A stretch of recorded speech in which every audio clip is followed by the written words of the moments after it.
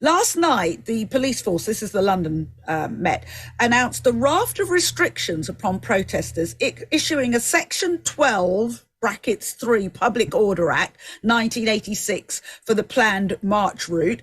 And this means that those taking part must observe the route from Portland Place to Regent's Street, Piccadilly. Separately, a Section 14 Public Order Act 1986 condition has also been imposed from 12 p.m, prohibiting protesters from assembling immediately by Kensington Palace and the Israeli embassy. And also there's another one about people covering their faces with masks. What can you just explain those to us? Well, first of all, provisions have existed for some time, although what we find out, Trisha, don't we, as each new government announcement is made about a new policy further restricting the right to protest, the right to march. But the truth is that these restrictions have been in place in some form, albeit not as intense as in recent years. And remember, we had the Kill the Bill protests, which focused very much on similar types of things. First of all, before we get into this, I have to say I recognise in any judgment or analysis of this topic just how loaded, sensitive. I don't know what to think about any of this except extreme frustration, sadness, and worry for people whose lives are in danger. And that counts for anyone, especially children. Once you're going around killing children, I don't care your politics. I am not on your side, and most of us feel the same. As far as this is concerned, the powers exist. They are usually exercised by the Met, typically in London, but by the Met Police in conjunction or in cooperation with the organisers of these protests. And for a couple of reasons. Joseph, what about this covering of the face? I don't know if is that a law?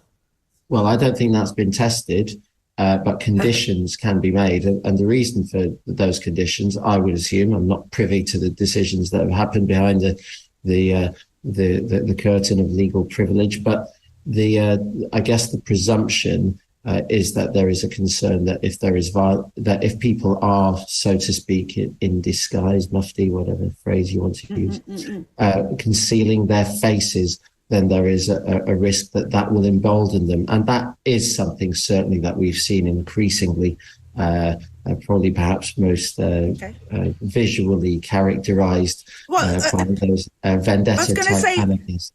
Sorry to interrupt. I was going to say some people have suggested that, and they're talking about balaclavas and what have you, although I guess some people might be wearing a mask because they don't want to get COVID, I don't know. But some people have suggested, that's so that because they won't be able to use facial recognition. As we know, that London's got more, outside of Beijing, I think we've got the most cameras of any. London's the most surveyed city outside China.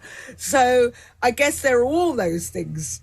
Yeah, I think the tech is part of it, but the reality is that you can't identify somebody, whether it's with a computer or a person. The AI makes it more of an efficient process, doesn't it? And we've been complaining a bit about some of the more sinister approaches that police have been having in recent weeks, or that have been exposed in relation to other protests where police are strategically arresting people, keeping them in cells for the day and letting them go after the protest and that kind of stuff. It's so difficult because you want to think on the one hand, my first instinct looking at this story, Trisha, on the one hand is in the ordinary scheme of things, this would seem like overkill. And I asked myself the question, not one that isn't resolved, is favouritism being shown with regard to who has the right to protest and who doesn't? I think the police are probably not interested in favouritism. They're interested in avoiding conflict, avoiding violence in circumstances where there is a significant risk of violence.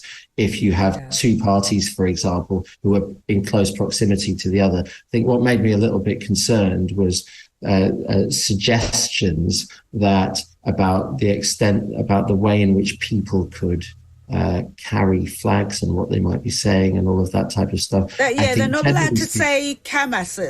They're not allowed to, promote HAMAS? Well, Hamas is a terrorist proscribed organization. I think that goes without saying. And once you're on that list, if you promote or support them publicly, you are guilty of an offence under the Terrorism Act. So that's established. But I think there should always be a real wariness among police, even at these desperate and kind of fractious times when temperatures are running so high. Perhaps, Trisha, especially at such times, that when those rights are encroached, there is extreme care in the language used. I think there's a bit of a whiff of the political about it, but ultimately it's easy for me to criticize from. I was going to say, when does a politician not take the quote unquote opportunity to pop up